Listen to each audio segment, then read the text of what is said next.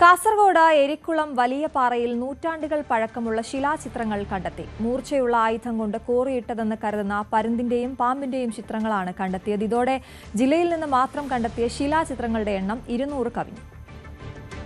മടിക്കൈ പഞ്ചായത്തിലെ എരിക്കുളം വലിയ പാറയിലെ ശിലാചിത്രമായ തോരണം അന്വേഷിച്ചെത്തിയ ഗവേഷകരാണ് പുൽമേടുകൾക്കിടയിൽ മൂർച്ചയുള്ള ആയുധം കൊണ്ട് കോറിയിട്ടതെന്ന് കരുതുന്ന പരുന്തിന്റെയും പാമ്പിന്റെയും ചിത്രങ്ങൾ കണ്ടെത്തിയത്.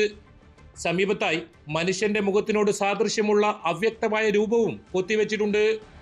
Kanhangad Nehru arts and science കോളേജിലെ ചരിത്ര അധ്യാപകനും ചരിത്ര ഗവേഷകനുമായ ഡോക്ടർ നന്ദകുമാർ കോറോത്ത്, പ്രാദേശിക പുരാവസ്തു ഗവേഷകൻ സതീശൻ കാളിയാനം, ബറോഡ സർവകലാശാലയിലെ പുരാവസ്തു വിഭാഗം വിദ്യാർത്ഥികൾ തുടങ്ങിയവരാണ് ശിലാചിത്രങ്ങൾ കണ്ടെത്തിയത്. മഹാരാഷ്ട്രയിലെ രത്നഗിരി മുതൽ വയനാട് വരെ ചെങ്കൽപ്പാറകളിൽ സമാന രീതിയിൽ പ്രാചീന മനുഷ്യർ ശിലാചിത്രങ്ങൾ വരച്ചു വെച്ചിട്ടുണ്ട്. മഹാരാഷ്ട്രയിലെ കൊങ്കൺ തീരത്തിന് സമീപത്തുള്ള ചെങ്കൽപ്പാറകളിൽ കാണപ്പെടുന്ന 1000-ലധികം ശിലാചിത്രങ്ങൾക്ക് 12,000-ലധികം വർഷം പഴക്കമുണ്ടെന്നാണ് പുരാവസ്തു ഗവേഷകരുടെ നിഗമനം. നൂറ്റാണ്ടുകൾക്ക് മുമ്പ് എരിക്കുളത്ത് ജീവിച്ചിരുന്ന മനുഷ്യർ വിശ്രമവേളകളിൽ പുൽമേടുകൾ നിറഞ്ഞ വിശാലമായ വലിയ പാറയിൽ ഇരതേടി പറന്നിറങ്ങുന്ന പരുന്തിന്റെയും പുല്ലുകൾക്കിടയിലൂടെ ഇഴഞ്ഞു നീങ്ങുന്ന പാമ്പിന്റെയും രൂപങ്ങൾ കൊത്തിവെച്ചതായിരിക്കാനാണ് സാധ്യത. മരച്ചില്ലയിൽ പറന്നിറങ്ങുന്ന രീതിയിൽ ഒരു കാൽ പുറത്തേക്ക് നീട്ടിയാണ് പരുന്തിന്റെ ചിത്രം. നീലേശ്വരം ആലിൻകീഴിലെ പാമ്പ് കുത്തിപ്പാറയിലെ ശിലാചിത്രത്തിന് സർപ്പരൂപത്തോടാണ് സാമ്യം. കാസർഗോഡ് ജില്ലയിലെ മടിക്കൈ പഞ്ചായത്തിൽ വലിയ പാറയിൽ മുമ്പ് തന്നെ തോരണം കൊണ്ട് പ്രസിദ്ധമായൊരു റോക്കാട്ടുള്ള സ്ഥലമാണ്.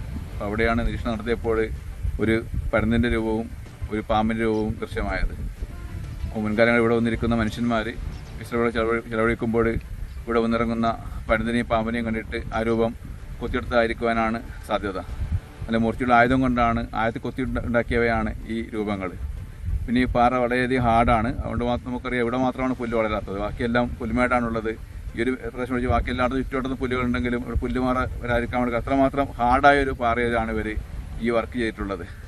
കാഞ്ഞിരപ്പൊയിലിൽ 40-ലധികം ജോഡി പാദമുദ്രകൾ കഴിഞ്ഞ വർഷം കണ്ടെത്തിയിരുന്നു. പുതിയ കണ്ടെത്തലുകളോടെ കാസർഗോഡ് ജില്ലയിൽ നിന്ന് മാത്രം കണ്ടെത്തിയ ശിലാചിത്രങ്ങൾ 200 കവിഞ്ഞു. ന്യൂസ് 18 കാസർഗോഡ്.